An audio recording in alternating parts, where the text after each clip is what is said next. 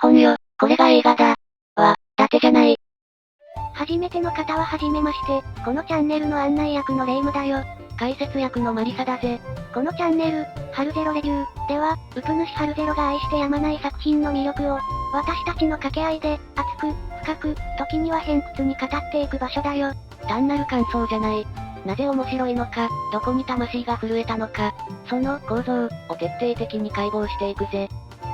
ところでマリサ、さっき、いきなり一緒に叫んじゃったけど、それって、どういうこと？レイム。これはただの挨拶じゃないんだぜ。2012年、この映画が日本に上陸した時に使われた、伝説の公式キャッチコピーが、日本よ、これが映画だ。なんだぜ。そうなの？なんだか、すごい自信ね。ああ。だから、俺たちも敬意を込めて叫んだのさ。伊達じゃない。ってな。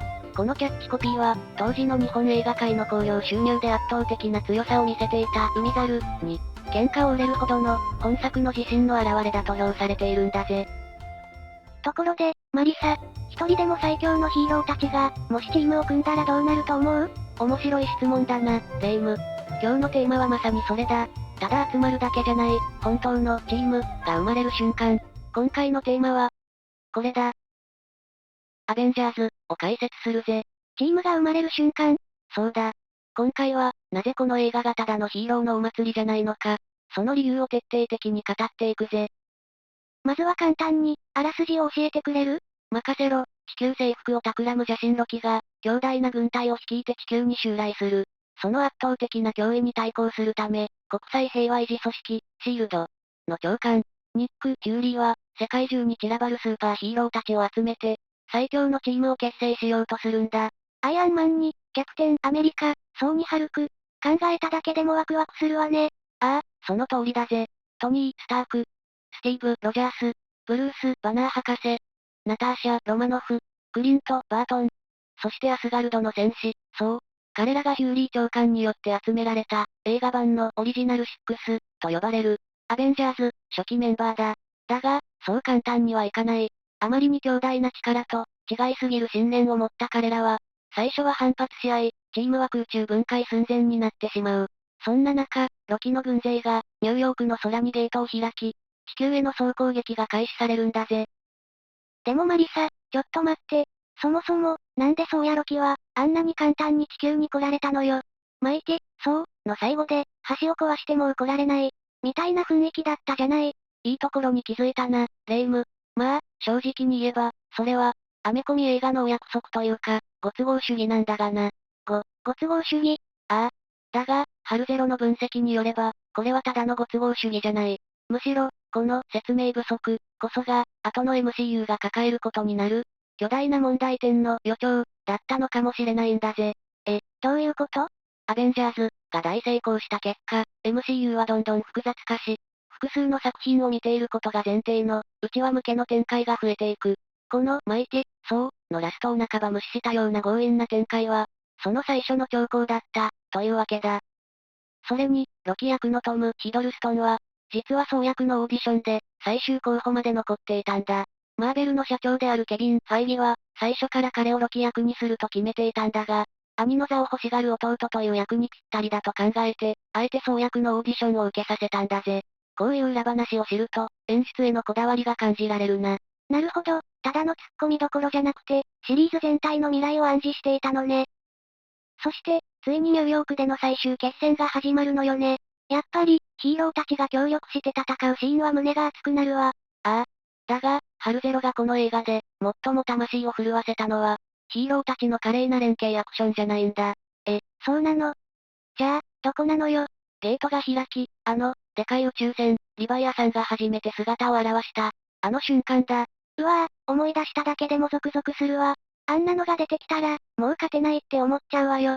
そうだろ？それまで、どこか余裕すら見せていたヒーローたちが、初めて、マジか。って顔で空を見上げる。あの、絶望感、こそが、この映画のクライマックスなんだ。絶望感がクライマックス？ああ。あの瞬間、バラバラだったヒーローたちの心が、初めて一つになったんだ。あんなのと戦うのか。という、共通の絶望感。そして、その絶望を乗り越え、キャプテンが指揮を取り始めた時、彼らは本当の意味でアベンジャーズになったんだぜ。感動的。ちなみに、ニューヨークでの激戦が終わった後のシーンに、ヒーローたちが黙々とシャワルマを食べる姿が描かれているのを知ってるか？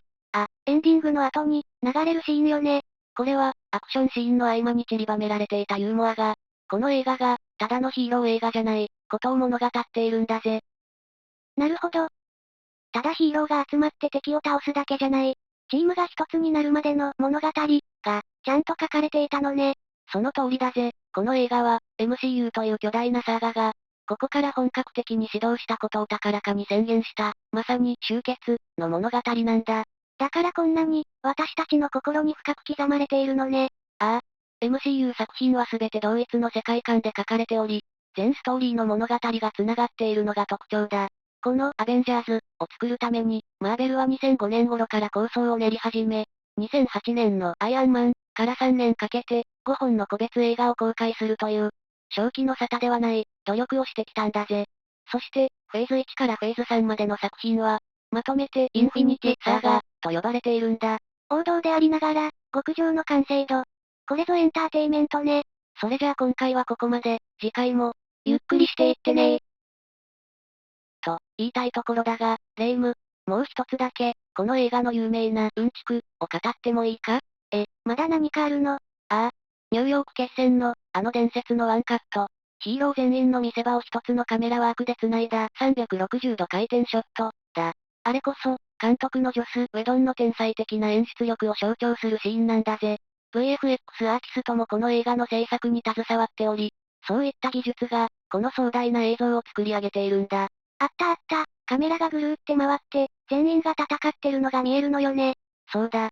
アベンジャーズの伝説の始まりは、ああいう作り手の遊び心と、確かな技術に支えられていたんだ。面白いだろ？それと、アメコミ映画には欠かせない人物、スタン・リーもこの作品にカメオ出演しているぜ。面白い話だわ。だろ？さて、次回だが、少年と少女の出会いから始まる、ある壮大な冒険活劇を解説するぜ。それってもしかして、ああ。天空の城、ラピュタ、だ。楽しみに待っててくれよな。